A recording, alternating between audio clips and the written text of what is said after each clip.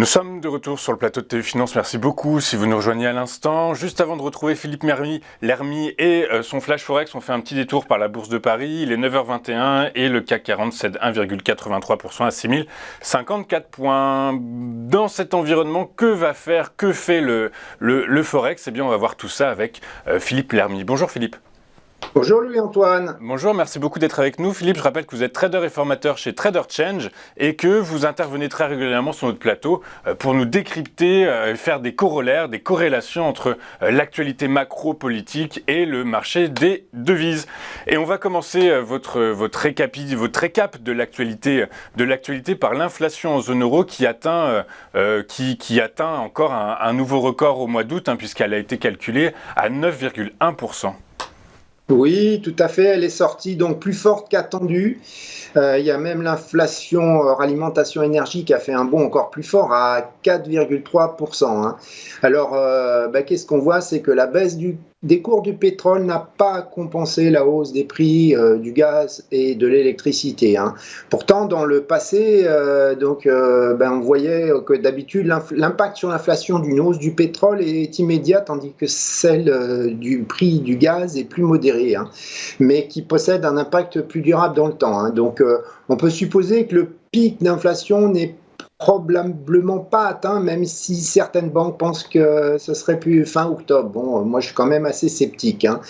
En tout cas, ce qu'on va avoir, on va avoir une petite poussée inflationniste probablement pour le prochain chiffre de l'inflation en zone euro au mois de septembre, parce que donc il y a à court terme le package de mesures qui a été mis en place en juin en Allemagne. Il y avait notamment le prix des tickets de transport à moins de 9 euros dans tout pour aller n'importe où en Allemagne, qui vient de s'arrêter au 31 août. Alors ça c'est très temporaire, puisque là dès dimanche il y a le gouvernement, donc Olaf Scholz, qui a annoncé qu'il y aurait donc à nouveau un package qui serait de l'ordre de 40 à 65 milliards d'euros, soit 2% du PIB allemand, mais bon, il ne va pas être mis en place tout de suite, donc on peut penser qu'il y aura quand même une hausse de l'inflation due à la suppression de l'ancien package. On a aussi Gazprom qui a coupé les approvisionnements en gaz via Nord Stream 1, donc on ne sait pas si c'est définitif, mais ça joue. Et on a l'eurodoll qui reste au plus bas depuis 20 ans, ça n'arrange pas les choses. Alors quand on regarde sur le graphe que j'ai mis à l'écran, il y a les plus fortes contributions évidemment sur l'inflation en zone euro sont l'énergie et l'alimentation. Alors on a nous de la chance en France, puisque l'inflation elle n'est que de plus 5,8%, donc elle est en baisse comparée au mois précédent, mais c'est comme en Allemagne, c'est dû à des mesures gouvernementales. Et on peut s'estimer euro, parce qu'en Espagne elle est à 10,4% l'inflation.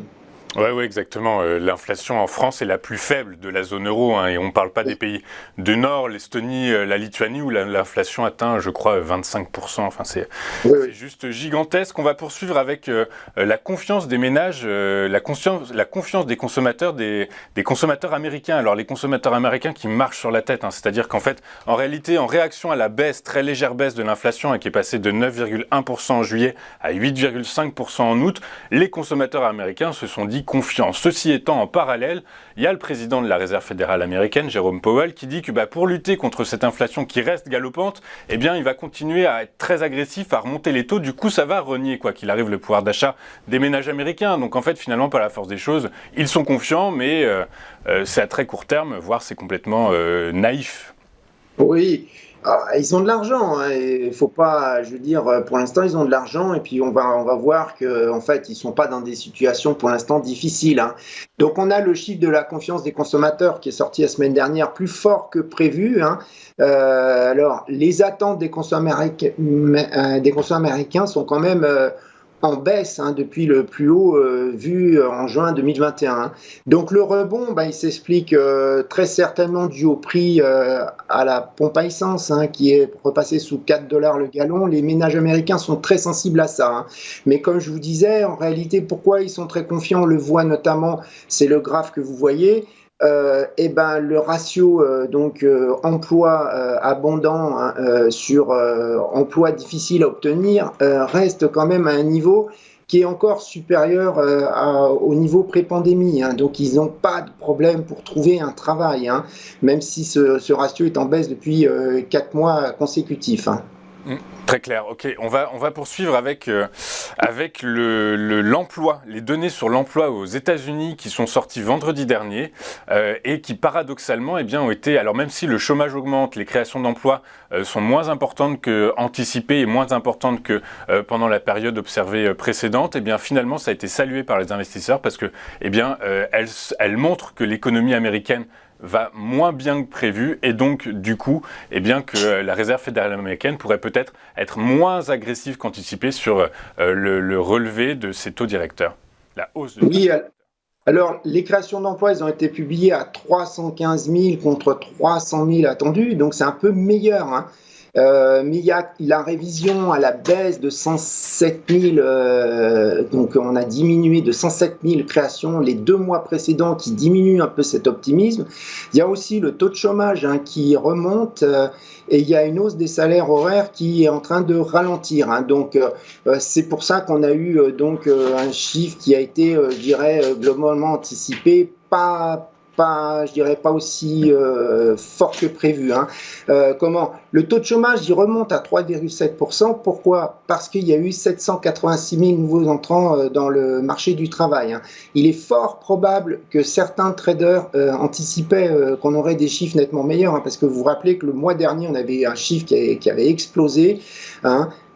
Donc voilà, c'est pour ça on pense que ils ont été déçus. On a eu une petite hausse initiale de l'eurodoll, donc juste après la publication. On a vu la paire de devises qui a ensuite zigzagué parce que quand on réfléchit au global, c'est quand même un bon rapport sur l'emploi parce que on est quand même au-dessus du niveau pré-pandémie, hein. Niveau de avant la pandémie, c'était du 200 000 créations d'emplois, c'était pas du 315 000, hein. Donc voilà. Alors sur le graphe à l'écran, on voit même que les nouveaux entrants dans le marché du travail, on a un rapport offre d'emploi sur le nombre de chômeurs qui reste historiquement élevé, hein.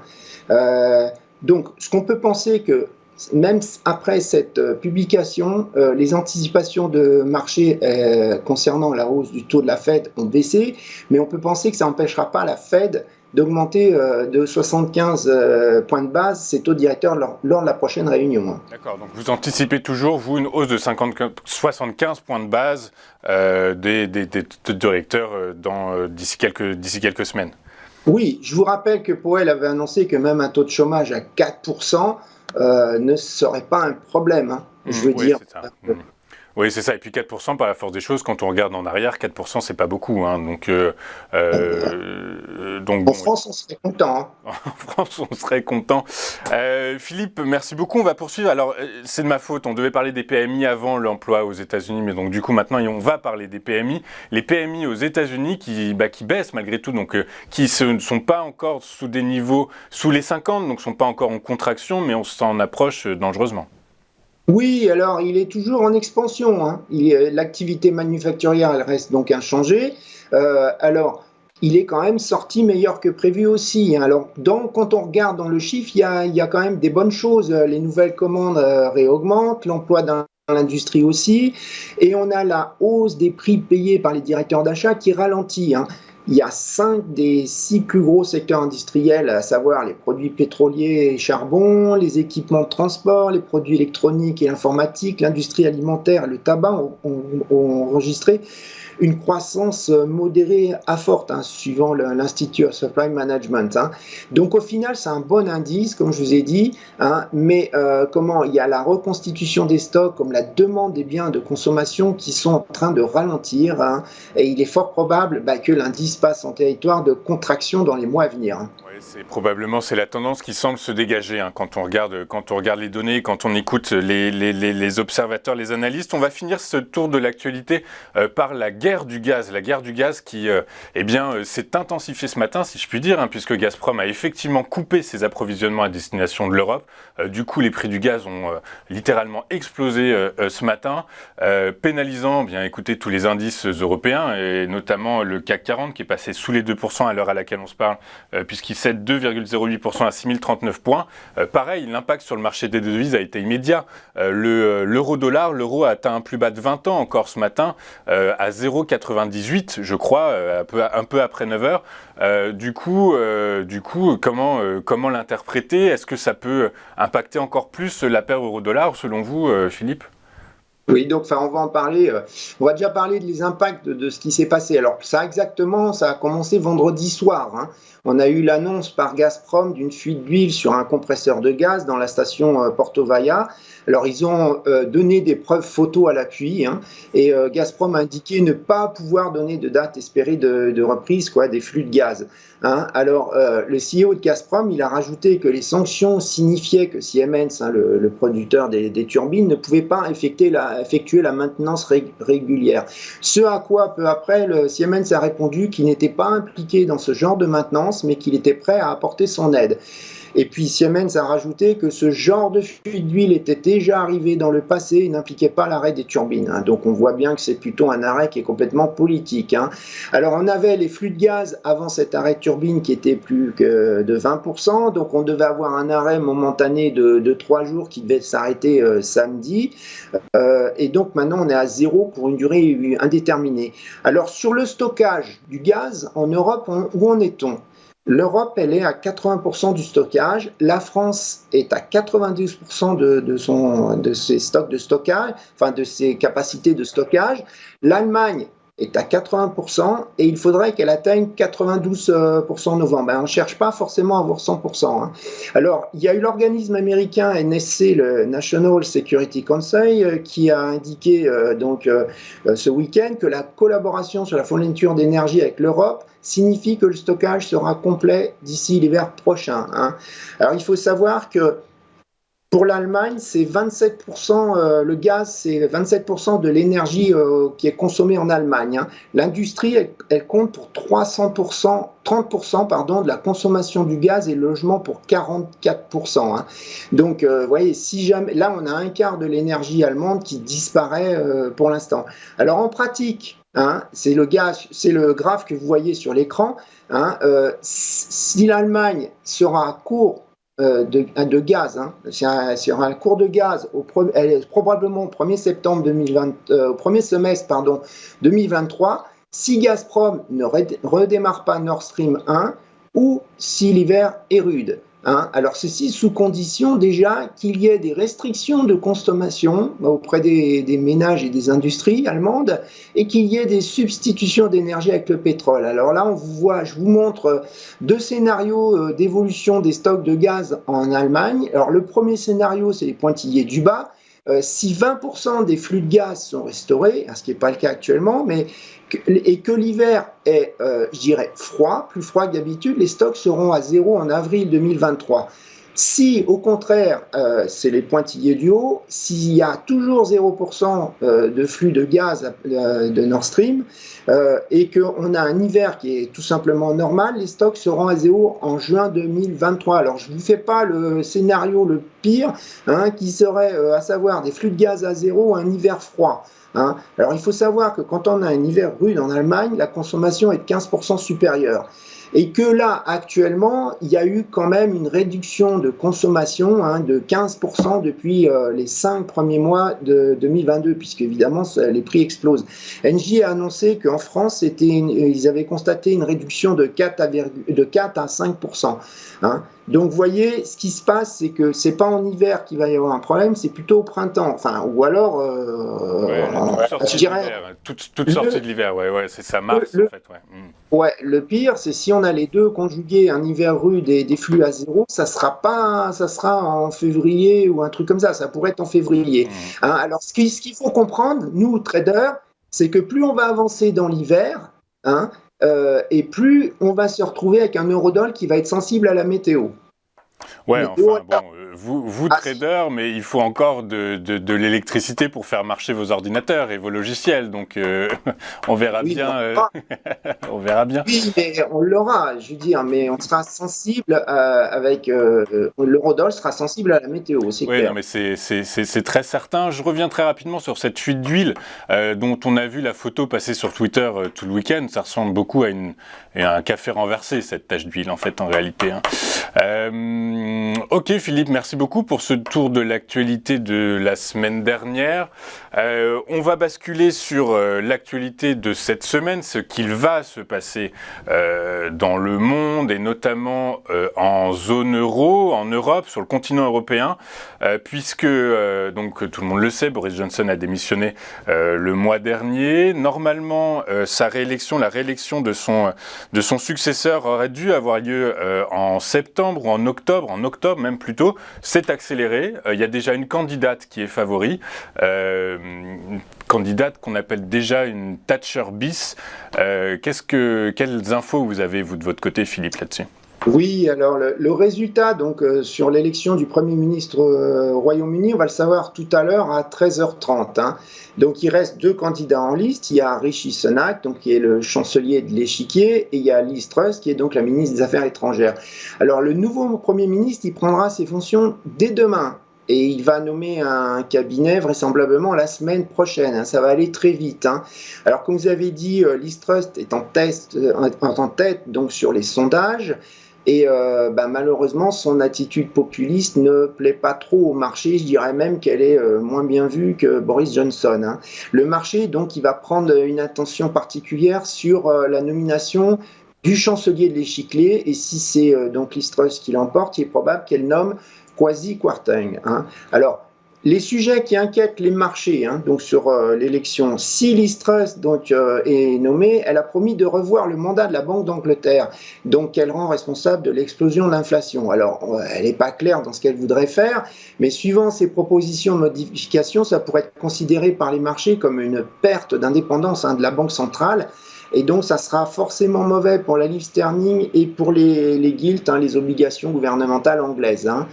De plus, dans ses récents commentaires, elle a suggéré qu'elle pourrait déclencher l'article 16 concernant le Brexit. Hein. Ça veut dire que ça impliquerait que le Royaume-Uni modifierait unilatéralement le protocole nord-irlandais. Donc, ça serait encore mauvais pour la livre sterling et les gilts. Hein. Alors, évidemment, la tâche la plus importante à laquelle le nouveau Premier ministre va s'atteler, c'est l'inflation et le pouvoir d'achat des Britanniques. Hein.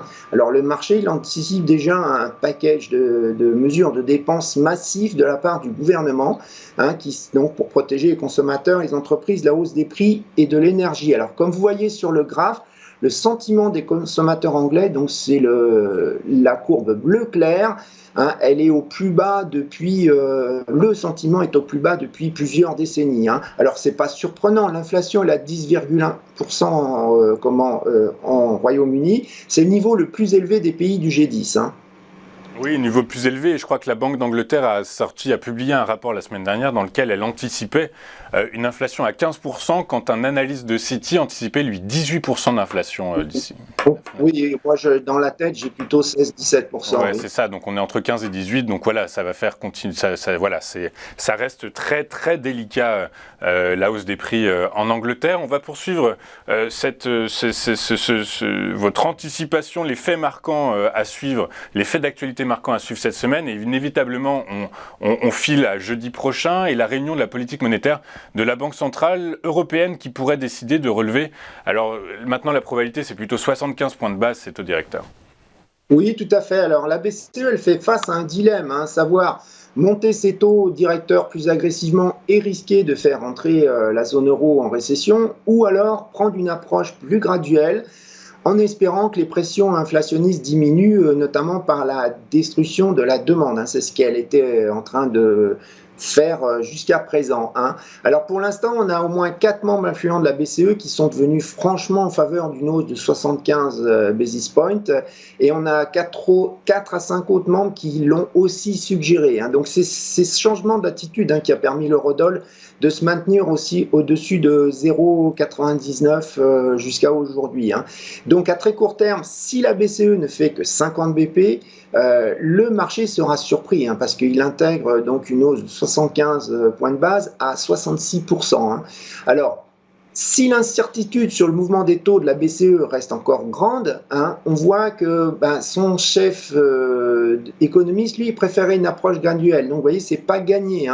Alors, Dans cette réunion, il va y avoir aussi la BCE qui va très certainement réviser ses prévisions d'inflation à la hausse et celles de croissance à la baisse. Hein. Alors, le marché s'attend à des chiffres qui ne seront pas beaux, mais de quelle ampleur, hein, c'est à surveiller. Hein. On aura aussi certainement, lors des questions et réponses, Madame Lagarde qui sera probablement questionnée donc, sur l'impact de la baisse de l'euro. Notamment parce qu'il y a certains membres de la BCE qui, comme Isabelle Schnabel, hein, c'est quand même un poids lourd du directoire, et le gouverneur de la Banque de France qui commence à s'inquiéter du niveau de l'euro. Hein. Alors, voilà, on a un risque qui est asymétrique. Hein.